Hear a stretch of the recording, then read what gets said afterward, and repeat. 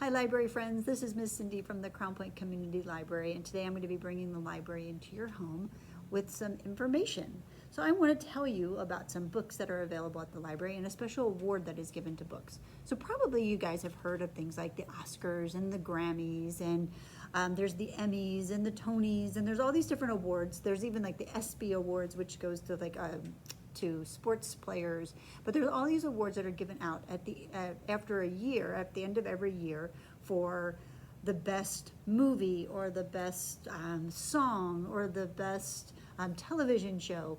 Well, there is an award that is given out for children's literature, which is any of the books that are in our children's department in the library, and it is called the John Newbery Award. And that award has been given out since 1922. So almost 100 years, you can look back and see all the books that won the John Newbery Award for the past 98 years. Or actually 97, because they haven't announced the award winner for 2020.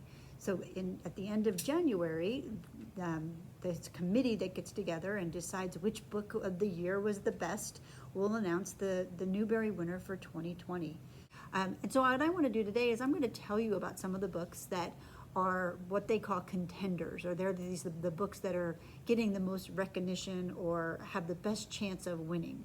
And then at the library, if you come into the Crown Point Library, I'm going to put up a special display on one of our bookshelves, and I'm going to spotlight some of these books so you can come in and check them out and take them home and read them and maybe see if you think that they deserve winning an award. And then on January 25th, when they announce the winner of the award, I will come back and let you know what book won. All right? So let me get started. So there's so many books there's thousands of books that are written and published every year. But the committee or different committees and different groups have come up with a list of there's probably about 20 to 30 titles of these books that people think that could possibly win. And I've picked 6 of those books that I've read personally that I think are outstanding books, that are really good books, and I think that you should know about. So I'm going to start with a book called Here in the Real World, and it is by Sarah Pennypacker. And it is an AR book, so if you're looking for an AR book, it is AR level 4.5, and it is worth 7 points, and it is here at the library. So this book, Here in the Real World, is the story about a boy named Ware. And Ware is different from all the rest of his classmates because he loves the Middle Ages. He loves everything about kings and castles and knights and dragons and all of those things from the Middle Ages. And that's kind of what he gets lost in. So he is looking forward to spending the summer, because summer is coming, and finally he won't have to go to school and do all his schoolwork, and he can just spend the whole summer doing all things that relate to the Middle Ages. However, his parents have a different idea. They think that he needs to be around other kids and he needs social interaction, and so they decide, and they feel that he's still too young to be home by himself all summer. So they decide to enroll him in a special camp, and it is called Rec Camp, REC. So it's kind of like recreational camp. And he will spend all day every summer, Monday through Friday, at Rec Camp with all these other kids who don't care anything about the Middle Ages.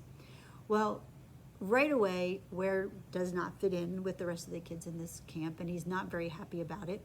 But he finds out that there is an abandoned church next door to where the Rec Camp is, and when they go outside for recess, he realizes that he can go get into the garden of this abandoned church, and so that's where he starts going. So every day, instead of going to Rec Camp, he goes and spends time in this abandoned garden where he can fight imaginary battles and be the king of the castle and just explore and think about the Middle Ages.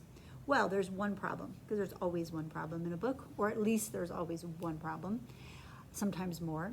But there is a girl that's also claimed this abandoned space, and her name is Jolene. And Jolene and Ware don't necessarily get along. The only thing that they have in common is that they both care about this space. So when they find out that this space is about to be taken over and torn down and repurposed into something else, they decide that they need to band together and figure out a way to save this abandoned churchyard. So the story is about how they have to deal with this battle within the real world and not just in their imaginations. So you have to read it to find out if they're able to save their special sanctuary and what happens, and if Ware's parents ever find out that he did not spend all summer at summer camp and instead was spending all of his time by himself. Okay, the next book is a book called From the Desk of Zoe Washington. And this one's also an AR book. It is book level 4.4, and it is 8 points. And Zoe Washington is a girl who starts with her 12th birthday. And on her 12th birthday, she receives a letter from a father that she has never met. So she has a father who is in jail, and he is in jail for committing a horrible crime. And she's never met him, but he writes her a letter, and she decides that she's going to write back. Well, her father says that he did not commit the crime that he is being charged for. And so Zoe Washington goes against her mother's back. She goes kind of behind her mother's back to try to find out more about her father by writing him letters. And then also she decides that she wants to, if he really didn't commit the crime, then there must be somebody out there who did, and she wants to try to find out who did it and save her father, to save his reputation. So she is courageous. She has to search for what she believes is right, and she faces a lot of opposition within her family and also from people from outside of her family. So it's From the Desk of Zoe Washington. Okay, my next book is a book called When Stars Are Scattered, and it is written by Victoria Jameson, but it's also written by a man named Omar Muhammad. And this is Omar Muhammad. This is his story. And this is a graphic novel, so if you like graphic novels, then this is a book that you'll really enjoy. It is an AR book. It is a book level 3.7, and it is worth 4 points. And it is the story, so Omar is the older brother that's pictured here. It's a story about him and his younger brother Hassan, and they are refugees at a refugee camp in Kenya. And like I said, this is his story. This is what happened to him, and this is kind of shows what it's like to live day by day in a refugee camp. His parents are missing, believed to be dead, and so it's just him and his brother. And when Omar and his brother doesn't talk, he's nonverbal, so he doesn't speak, he doesn't say anything. And when Omar gets the opportunity to be able to attend school, he has to make a really difficult decision, because if he goes to school, then that means that his brother Hassan will be by himself all day long. And a refugee camp, although it is designed to help to protect refugees, it's not always the safest place to be. So it's a big decision for him to make, and it's just about the struggles that he and his brother have to overcome, and what it's like to be someone who is alone in the world and doesn't have parents to watch over you or to protect you, and has to face a great trial by being a refugee and having to flee from your home and flee from everything you know. So Omar's story is a very good one, and it's a really good way to learn about what it's like to be a refugee and to see what it's like to be somebody from a different country. So I hope that you check this one out.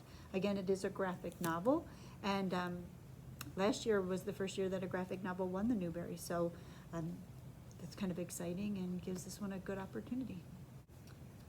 All right, next one is The List of Things That Will Not Change, and this is by Rebecca Stead, and she has another book that actually won a Newbery Award several years ago, and so she's a really popular author.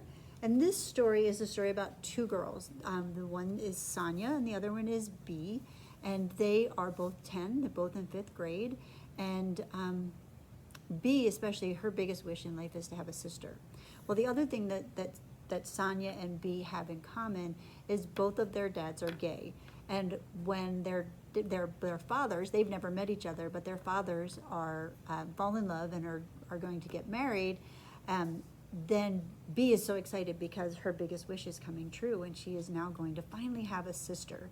But some things aren't necessarily the same for everybody, and there's a lot of questions. Sonia is not quite as excited as B about this whole idea. And so this story is just about two girls whose lives are about to change in very different, in very drastic ways, and how they deal with it and how they cope, and what that looks like for them in their lives. And this is also an AR book. It is a 4.2 and it is worth 6 points. All right, this book is called Show Me a Sign. So you can probably tell by the title that it is about somebody who is deaf. It is by Anne-Claire Lizotte, and it is an AR. It is book level 5.1, and it is worth 7 points. And I'm going to start off by reading to you just a little bit of the prologue, okay?